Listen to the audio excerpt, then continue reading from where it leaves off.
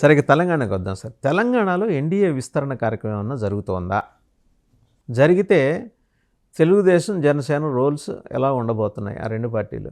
అసలు వీళ్ళని ఎంటబెట్టుకొని కదా మేము పూర్తిగా అడుగంటిపోయిందని కిషన్ రెడ్డి గారు జనసేనను ఉద్దేశించి నేరుగా అన్నారు.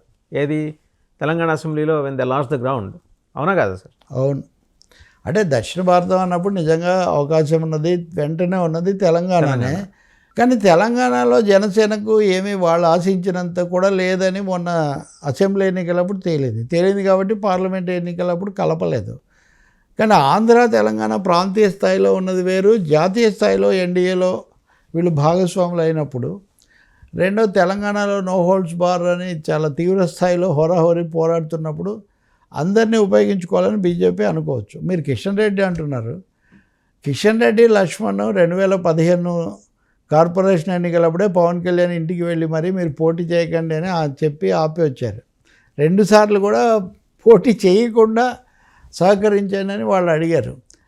కానీ మొన్న అసెంబ్లీ ఎన్నికలప్పుడు మటుకు చివరి నిమిషంలో జనసేన ఒత్తిడి వల్ల కొన్ని స్థానాలు ఇచ్చారు.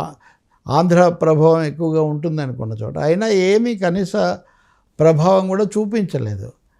పైగా ఇప్పుడు 10 ఏళ్ళు పాలించింది కదా బీఆర్ఎస్. ఇందులో రెండోసారి అంటే 2018లో మళ్ళీ అధికారంలోకి రావడం ప్రధాన కారణం చంద్రబాబు కాంగ్రెస్ కలవటమే అనే అభిప్రాయం అందరికీ బలంగా ఉంది.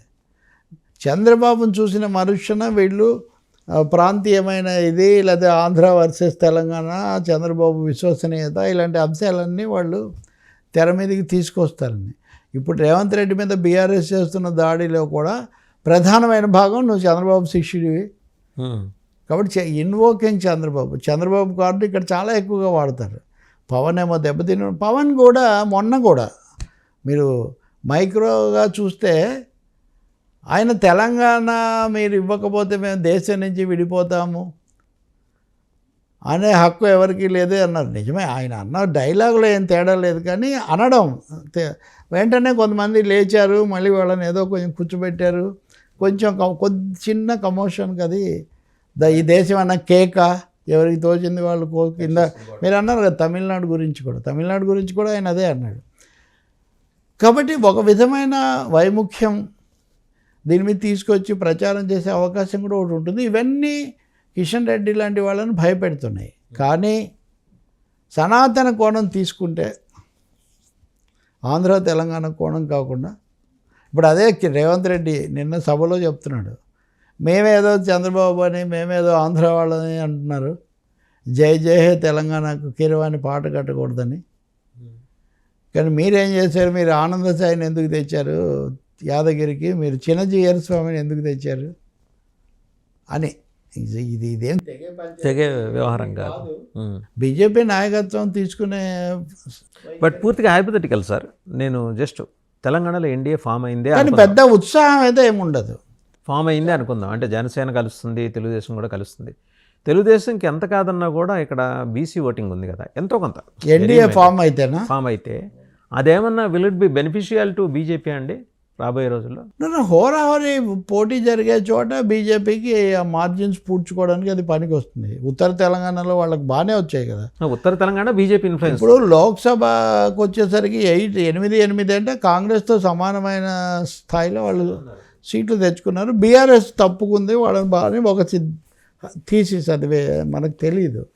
కాబట్టి తప్పకుండా తెలుగుదేశం పార్టీకి కొంత ఓటింగు కొంత బలపరిచిన వాళ్ళు, లేకపోతే దానివల్ల సోషల్గా సామాజికంగా బలపరిచే వాళ్ళు ఉంటారు. అది వాళ్ళకు ఉపయోగపడే విషయమే. అవసరమైతే మేము పోటీ చేయకుండా బలపరుస్తామని కూడా చెప్తారు కదా వాళ్ళు. గతసారి కూడా వాళ్ళు బీఆర్ఎస్ రాకూడదని కోరుకున్నారు, దానికి తగిన విధానం వాళ్ళు అనుసరించారు. అందుకని బీజేపీకి తెలుగుదేశం ఇష్టమే. కానీ ఆంధ్రప్రదేశ్లోనే రేపు తెలుగుదేశం స్థానంలో తాము రావాలని వాళ్ళు కోరుతుంటే, ఇప్పుడు లేనే ఇక్కడి నుంచి వెళ్ళిపోయిన తెలుగుదేశాన్ని మళ్ళీ బతికించి దాన్ని నిలబెట్టి దాంట్లో వాటా కల్పించాలని కోరుకుంటారా? సో మీరు మాకు మద్దతు ఇవ్వండి, మీకు అక్కడ మద్దతు ఇస్తాం అని దూరంగా పెట్టడానికే బీజేపీ ప్రయత్నించే అవకాశం. అంటే ఒకటే అంటే quid pro quo kind of thing ఒకటి నడవచ్చు తెలుగుదేశం బీజేపీ మధ్య.